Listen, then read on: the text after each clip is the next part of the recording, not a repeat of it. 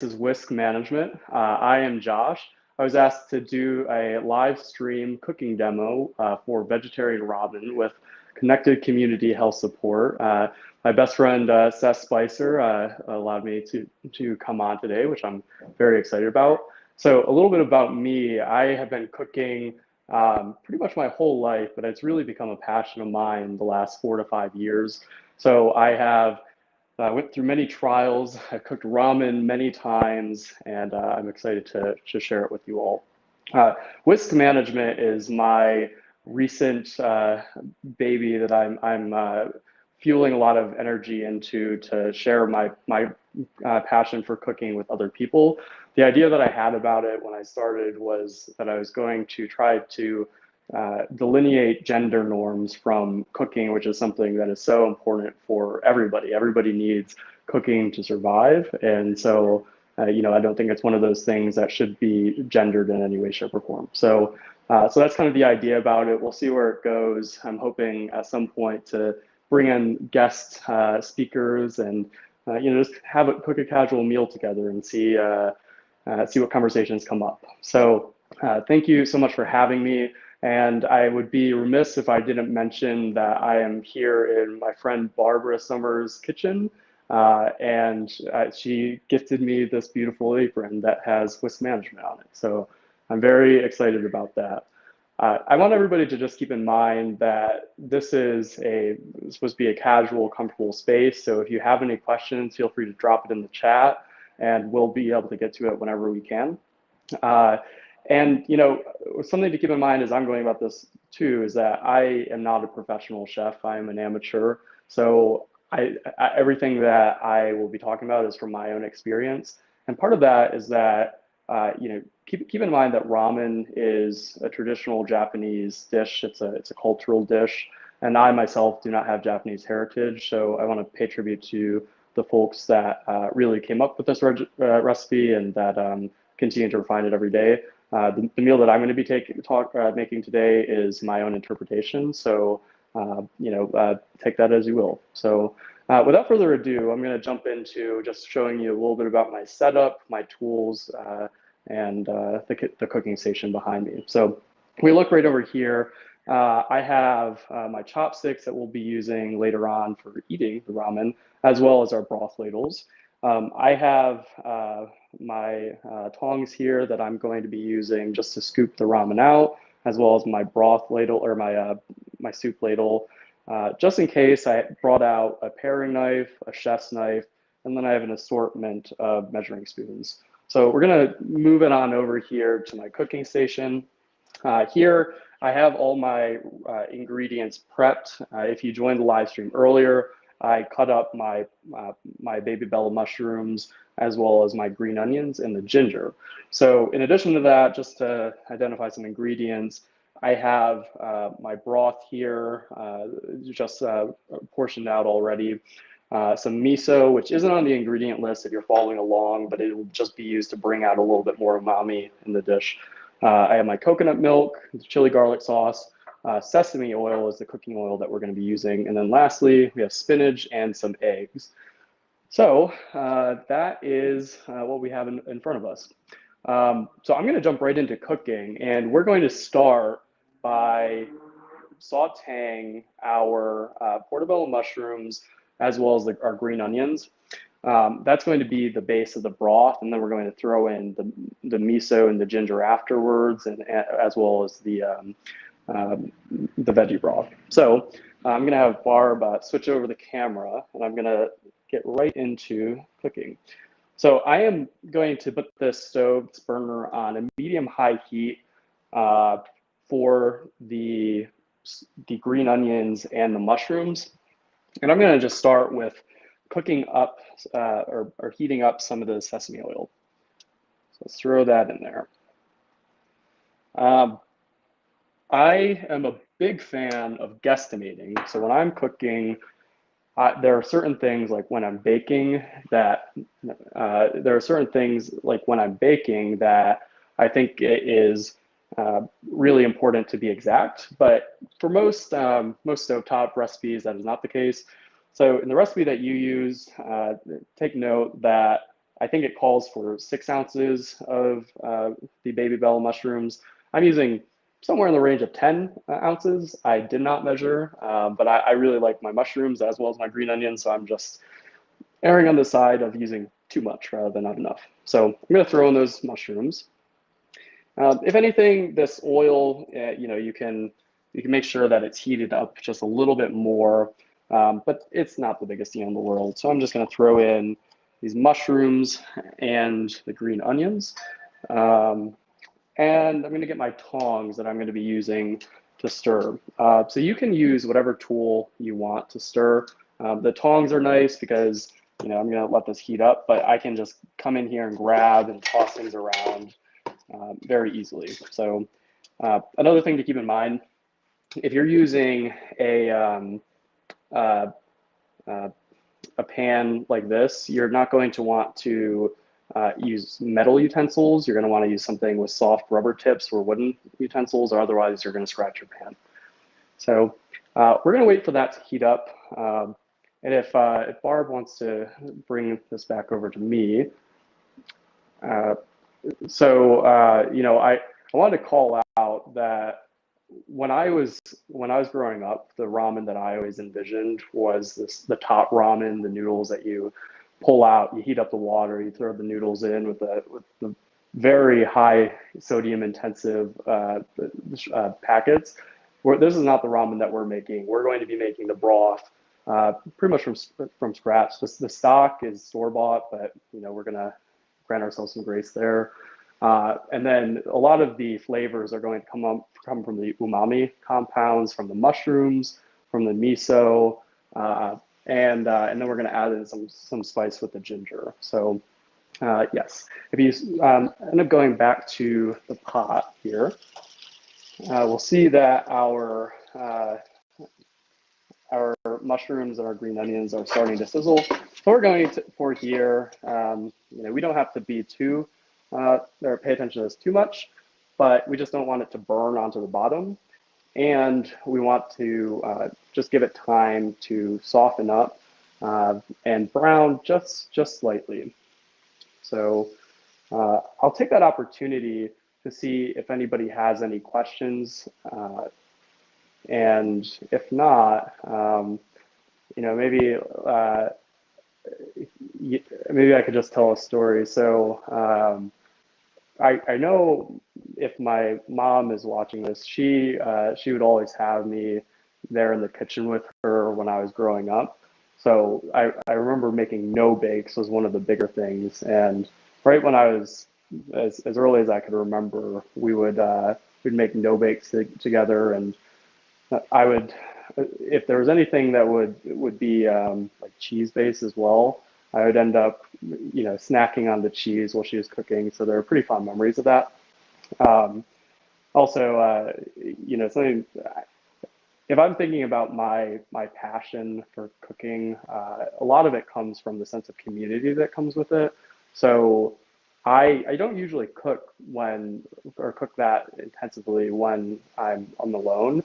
But when I know that I'm going to have a gathering of people, I cook a lot, and it's something that I know everybody can come together with, and there's some universal happiness that comes from that, because it's just so, no matter if you're here or in China or in anywhere throughout the world, you need food. So that's this common thing that everybody has. So I'm going to take a look at my green onions and my mushrooms again. All right, so it's looking good. Also, I mentioned earlier that I'm using a sesame oil. The sesame oil just brings a little bit more of an aroma into what you're cooking. Your vegetable oils, or your vegetable oil, your canola oils, you can use them, but you're not going to get the flavors that come from that oil when it starts to break down the veggies as much. With the sesame oil, it has a lower smoking point, so you might need to, if you have a fire extinguisher in your house that's close to your stove, you might just need to pay attention to it. And as you can see here, the smoke is coming up, but that's nothing to be worried about. It's expected because of the lower smoking point, but it just brings in a lot more flavor with those umami-based foods like we have here. So I'm gonna give this a stir. Yeah. I'm gonna have Barb skip over to me, and I'm gonna look ahead at what we're gonna be doing next. Barb can wander right over here. So, so the other things I did mention that I had some creative liberty. The ginger is one of the bigger things that's different. If you didn't watch the live stream earlier, I cut these into matchsticks, which are these smaller, just these are actually a little big for matchsticks, but it's just planks of ginger. And we're going to be cooking this in the miso right into the broth. And that's one of the biggest differences that we're going to have today from the top ramen is the broth base is just much stronger. It has, Barbara's going to laugh at me for saying it, but it has a better mouthfeel than your top ramens that are very watery and there's not that much substance to it. So yeah, let's take a look back at our pot. It looks like we're getting somewhere with our mushrooms and the green onions. You didn't see earlier, the recipe that you are referencing, the Connected Community Health Support Team sent out, you said to mince our green onions, and I did not do that because we are really just sauteing everything together. I did bring in, I have some green onion set off to the side that I'll show you here that I'm going to be using for the garnish later on, but I'm not worried about that right now. So let's see, looks like we're pretty good. So if I show you this pot, these green onions are, and make sure that you use your pot holder if you're picking up the heavy pot, you don't want to burn yourself. So these are starting to get soft. They would, they're not raw anymore, which you wouldn't want. So what I'm gonna do here is just clear a little bit of space in the middle of my pan, and I'm gonna add in my miso and my ginger right there. So the ginger is a little thick, so I'm gonna pour that in first. And let's just concentrate that to the middle. Right. And, ideally, I like to pre-measure everything, but with my miso, it's not too much. I'm just going to put 2 tablespoons of miso in there. I'm just going to hit that right out into the pan. So, that's it. And what I can even do, use my tongs here, to scrape out whatever's remaining. And just like anything, I did use a measuring spoon for this, but you don't have to. You can guesstimate. You don't want to use too much miso because it is high in sodium and it could overpower. But for this, we're serving, excuse me, we're serving 4, and so 2 tablespoons is just about enough. So just stir everything in. We're going to give this about a minute. And what we're just letting this do is help those flavors meld together from the base. So I'm going to give that a minute. I'm going to set my tongs aside. And then, Barb, why don't you come over here? Then I'm going to explain what's going on with this veggie broth here. So I use, if you use just store-bought boxes of broth, you just want to put in 8 cups for this recipe that I'm using. I use bouillon, and just to make things easy on myself, this is a 4-cup measuring cup. So I am going to throw the first, this is measured out with the bouillon already. It's 1 teaspoon per 1 cup of broth. So this has 8 teaspoons of bouillon in it, and it is 4 cups. So I'm just going to pour this in. If you do that quicker, you won't get to drip down the pan like I had. But that's just 4 cups. And so I'm going to fill this up one more time, get that extra 4 cups. And all I'm going to be doing is bringing that to a boil. So let's see. Give me 1 second. Perfect. So I'm bringing this to a boil, and that's going to take a little bit of time. So just a note, and let me turn this, because this was on a medium high, and I'm just going to turn it on to high because we want that to be a rolling boil, and just be there for a couple minutes. So I'm going to set this aside. And then turning our attention over here to this other pot, I am going to want to do a soft-boiled egg, which, in case you're not familiar, I'm sure everybody's had a hard-boiled egg, but this will have a runny center, and the timing is really important on that. So beforehand, I had preheated this smaller pot with the water. I brought it up to a boil just before we started. And that's going to just save me a little bit of time. So I'm going to turn this burner back on. It won't take nearly as much time now to boil because we did already preheat it. But when we do that, we have a timer set for 6 minutes for those eggs. And I'm just going to be pouring those eggs in and letting them do their thing until the timer goes off. And I'm going to pull them immediately out. And then I'm going to give them a cold bath, which we will get to here shortly, in the strainer. So that is, we have a little bit of time to kill. So we can go back to watching this pot, or actually, Barbie, you just want to see if there are any questions from anybody. Your mother says you're proud of you. She's proud of you. All right, thanks, Mom. I appreciate it. Yep. So I owe a lot of my interests to my mother. A little bit of background about her. So she is the daughter of Patricia, who, in that side of the family, there is a string of chattiness. So my grandmother is Chatty Patty, and my mother is the offspring of her. So we have quite a bit of a Chatty Patty. And is everything good? And Seth also wants to know about the nutritional content. Yeah. So you can reference the recipe that Seth had sent around for the exact nutritional content. I ran the numbers right before I started this to try to get a rough estimate of where we are with this.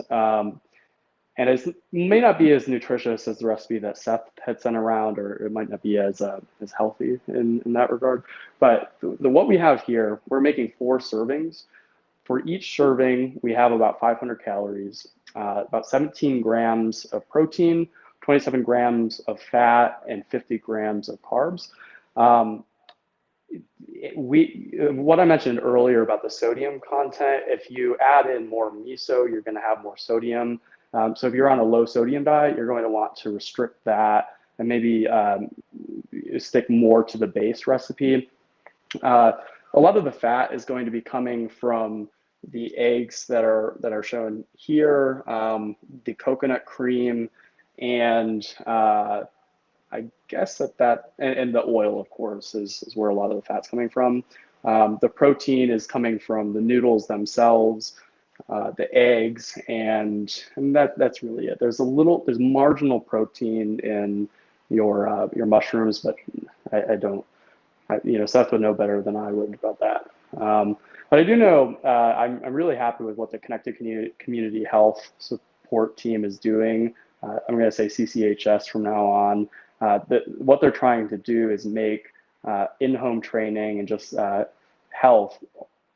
Involuntary obesity is one thing that they're focused on a lot, much more accessible within each home. So I know Seth has been and his team have been doing a lot of live streaming for free cooking classes on the Twitch, on the YouTube, Facebook, all of those platforms, which I believe it's 3 times a day, and CCHS, if you go to their pages, they will have information on that, but pretty good stuff there.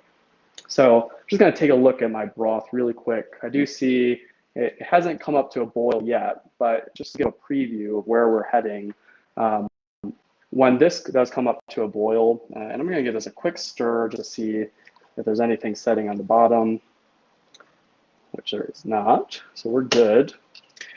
But what we're going to be doing is, if all works out, we're going to drop our noodles into this broth at the same time that we're going to drop the eggs into the broth. So, we probably have a couple more minutes. And as I just said that, our broth here is starting to boil. So we're well on our way.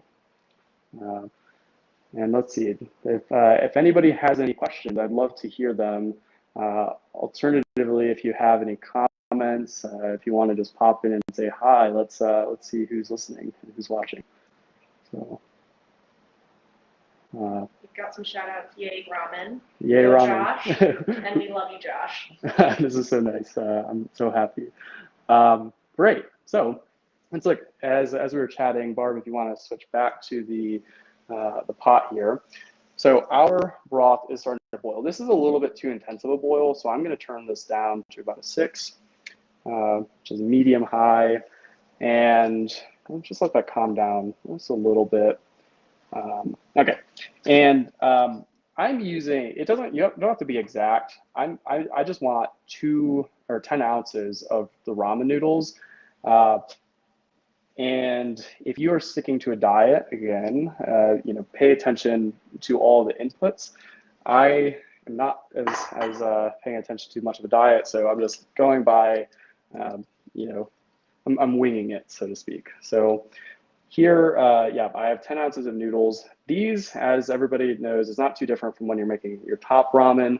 They're going to start to soften. I'm going to stir them to just loosen them up a little bit as we start to get into this. So, not too much to pay attention to there.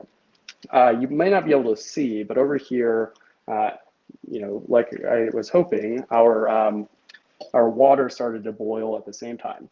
So here, I'm actually going to use these tongs to just drop the eggs into the rolling, or the water that's at a rolling boil, because I don't want this to drop and crack at the bottom. So I'm just going to gently set that in and set the other one in.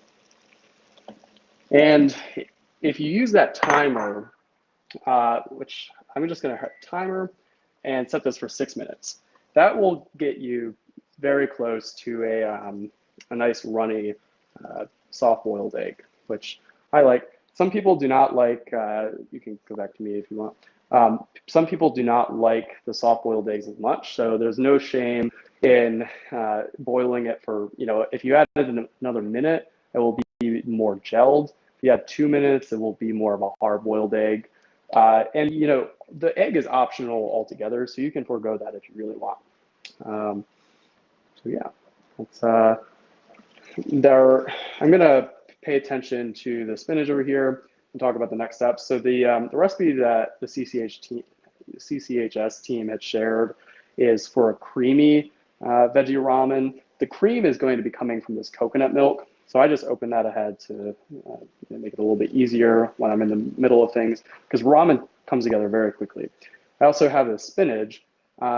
If you were to put this in with the mushrooms and the green onions earlier on, you would notice that it would be wilted and wouldn't have that much structure by the time it came out. So we're going to save this to the end, and we're just going to throw it right in when the veggie ramen is done.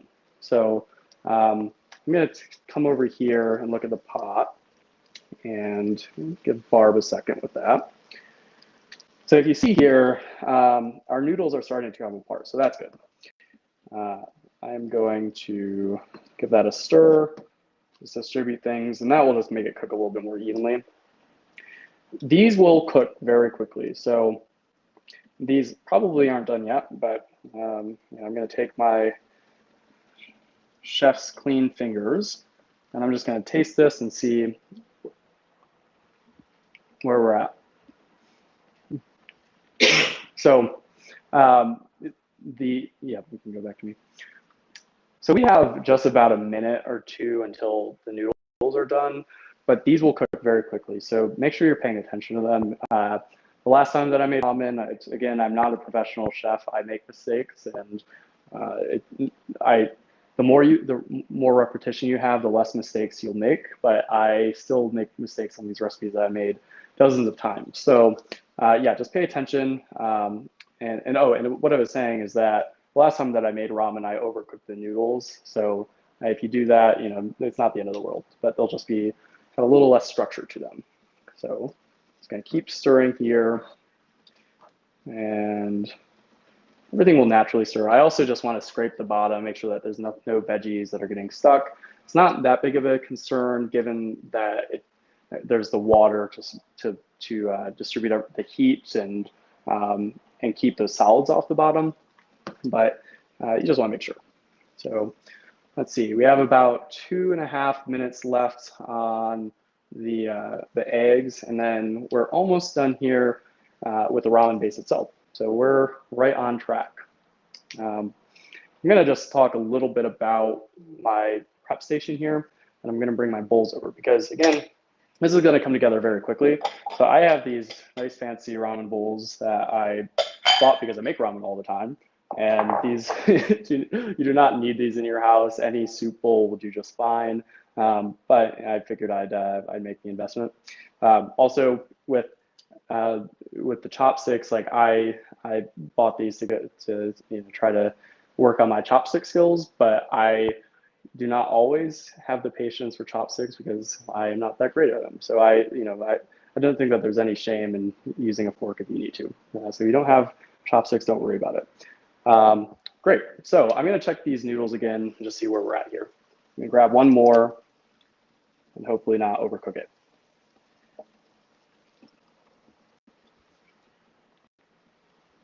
Yeah, so that is good. So Barb, you can actually keep it on me, and then I'm going to just empty this out. So again, grab your pot holders, and we're just going to, I don't want this to overcook, especially if you're on an electric stove. I'm just going to move this off the burner. And if anything, I would err a little bit on the side of undercooking your ramen noodles, because if you cook them just at the right temperature, then that heat is still going to be entering the base and the noodles from the pan itself. Moving it off the burner will just prevent that a little bit more. So let's see, we're almost there with the eggs, and I'm actually going to stir in my my spinach and my coconut milk.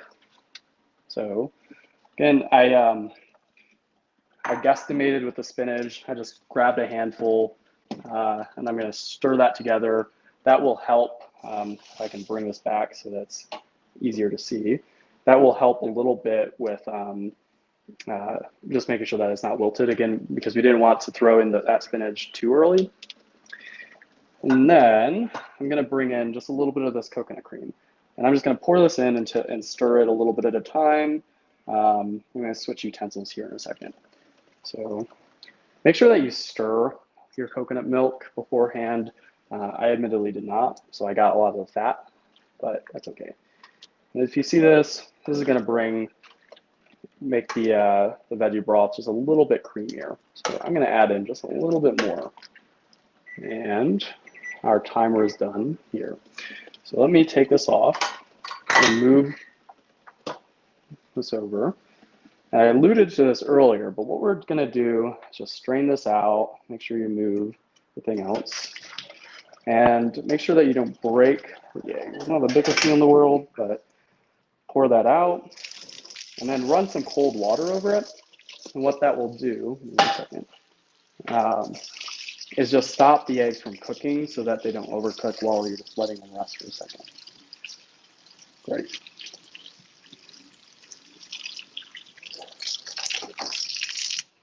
All right, so I'm gonna give those just a second to cool down, mostly so I don't burn my fingers. Everything seems to be good here.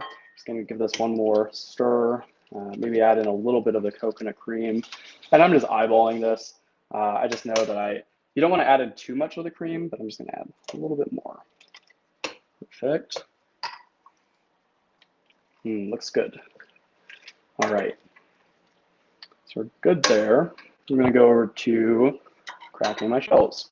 So this is a little bit messy, and you can, side note, if you don't feel like you have time for the eggs beforehand, you can do those, or during the meal, you don't want one less thing to think about. You can do these beforehand, and there's no shame in just heating them up in the microwave really quick before your meal. So with this, I'm just going to use the trash here and give it a quick crack. So you can know that it's a soft, or the soft-boiled egg is cooked well if it feels soft in the middle. If it's undercooked and if you're not gentle with it, it will crack and it might just be messy. So just be prepared for that. If you have a bowl to the side to throw this in, that's probably best practice. So let me just get, let's see, and maybe now is a good time to see if we have any questions while I'm cracking this. Mother wants to know if this is the recipe you made when you were home. Yeah, it's a combination of the recipe that I made when I was home the last time and the recipe that Seth had sent over. So again, I took some creative liberty, and the biggest differences between the two is the miso is the cream. I use more mushrooms and I use more of the green onions. So there's one. I'm just gonna give this another crack. Oop. So this one I was a little not gentle with, so it might just bleed out, but we'll see. It looks like we're actually good. Great. I like soft-boiled eggs. It's a good contribution to the meal. Once you'll see this when we go to cut these open and lay them on the top, that it adds a nice bit of color. If I was to consider what my art form would be, I've gotten really into plating recently and figuring out how I can, without changing a meal drastically, just make it look prettier on my dish. So let's see. So this one might be just a little bit overcooked. The shell isn't coming off as well. That's okay. And if you get most of this, you should be able to just rinse the rest off. So let's see. And we are getting somewhere. Perfect. There's that skin. I put that out. This one just has some skin or shell fragments. So I'm just going to give this a quick rinse. Perfect. And with that, we are done with all the complicated things. I'm going to throw this in this bowl over here where I had the eggs before. Ready for this to prep. And I'm just going to bring over the garnishes that I had. So this is what I was talking about with my green onions.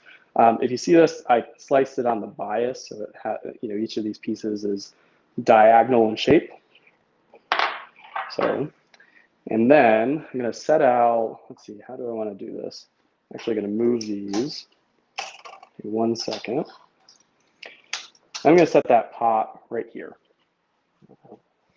So I'm not using pot holders here because it has nice handles.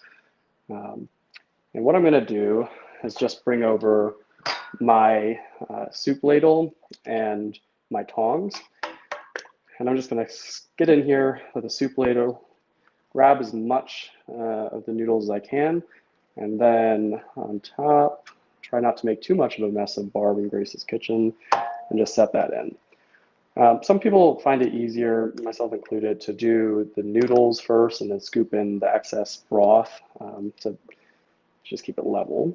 So let's see. I'm just going to plate one of these.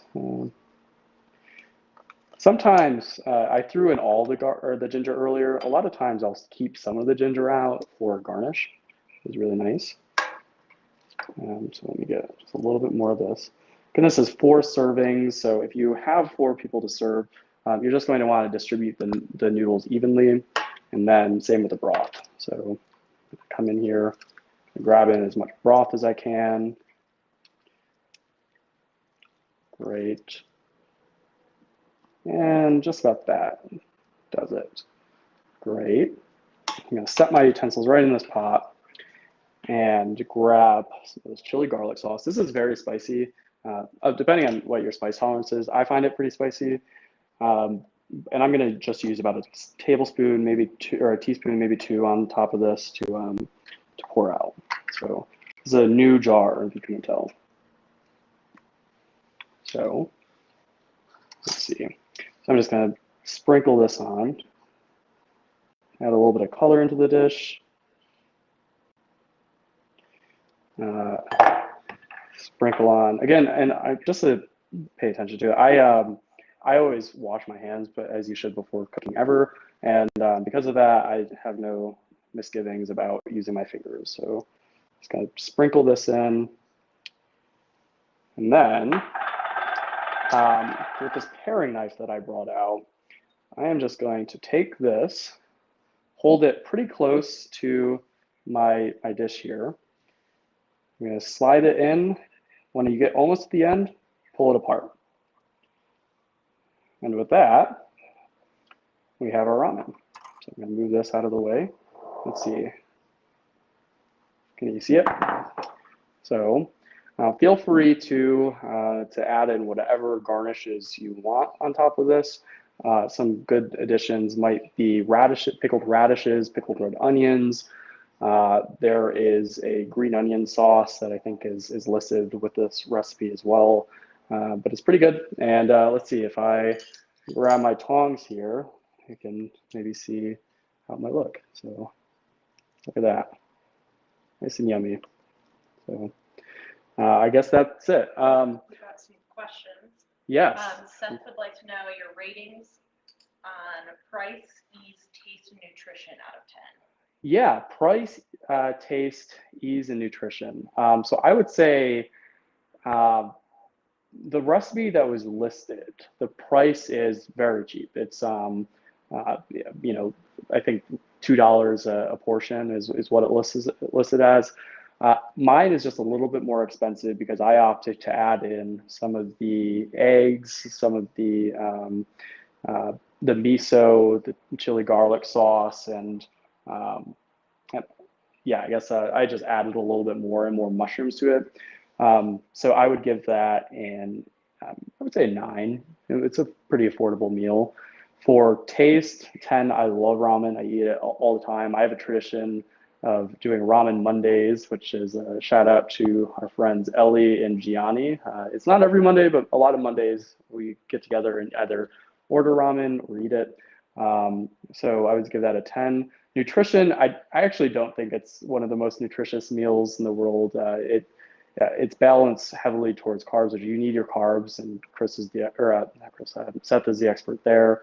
But you know, I would maybe give it a 6 or a 7 just to get based on the balance of the macronutrients. And ease, it's a pretty easy meal. This is harder than your top ramen, but if I am hungry and just want to throw something together really quick and I have all the ingredients, I can do this. You know, I think we've probably been on for about 20 minutes. So I guess that's it.